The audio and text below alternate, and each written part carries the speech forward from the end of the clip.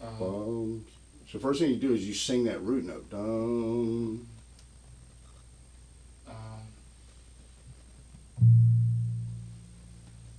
B flat. All right, so how's that relate number-wise to D? Um, oh,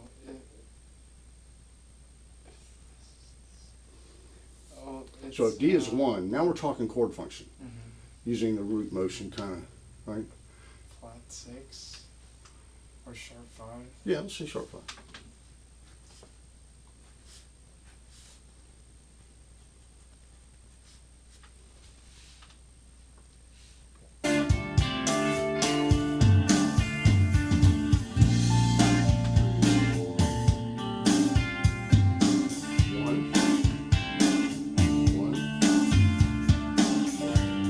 What's that? Bum. Bum. Yeah, find that.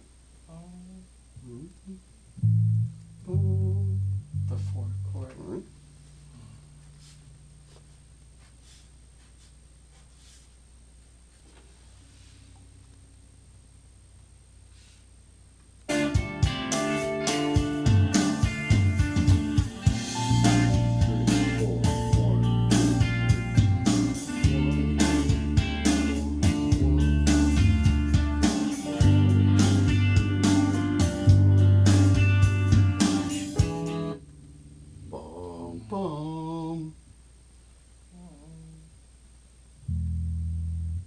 So what's that in relationship?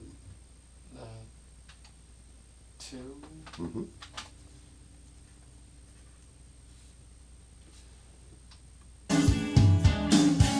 Bum. The 5.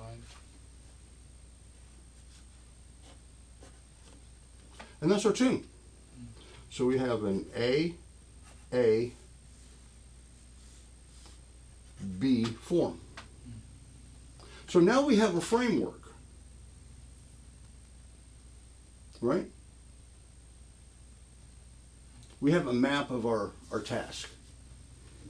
So that's the first thing I do is I get the framework together. Second thing I do, now I go through, all right, well, we know just the title tune D minor, right? Oh, we've already figured, so it's D minor.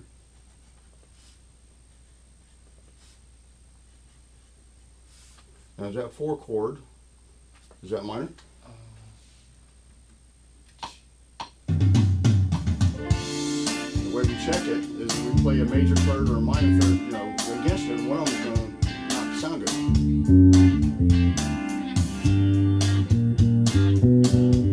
All right, so yeah, I mean you got a 50-50 shot there, right? Yeah. Minor. Right. So G minor.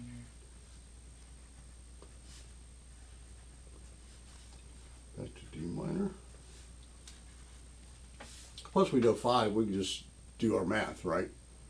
If D is 1, what's 5? A. Right. Now, but we got to listen to it, make sure it's.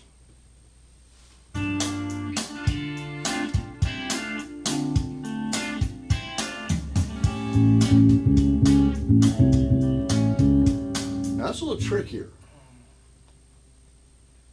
Because we're in minor harmony, the 5 chord is going to have something called a sharp 9 in it, which is the same note as flat 3, but it's on top.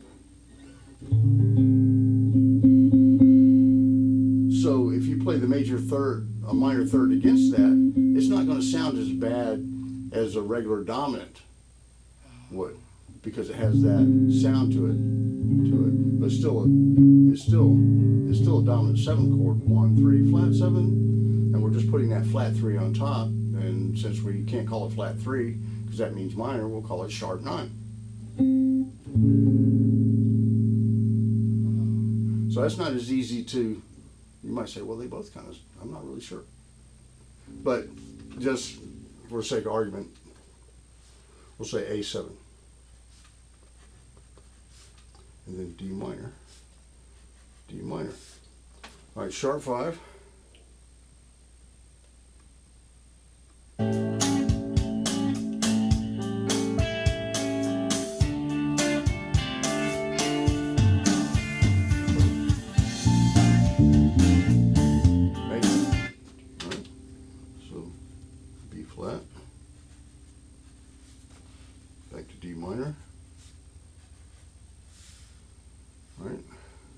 keep going. See what that 4 is.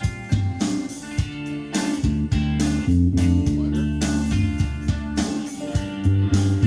Minor. So 4 is still staying minor.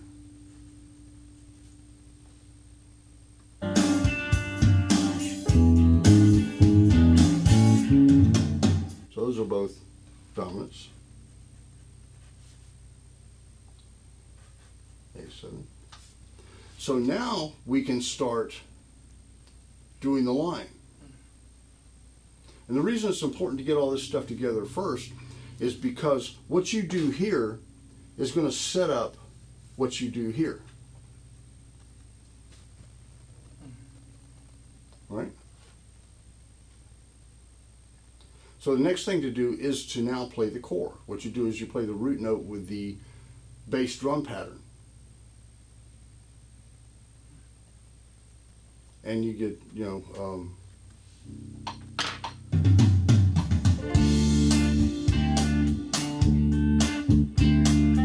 and 2 and 3 and 4 and 1 and 2 and 3 and 4 and 1 and 2 and 3 and 4 and 1 and 2. Now don't shake the notes yet. I keep blank canvas. That's why I let them ring.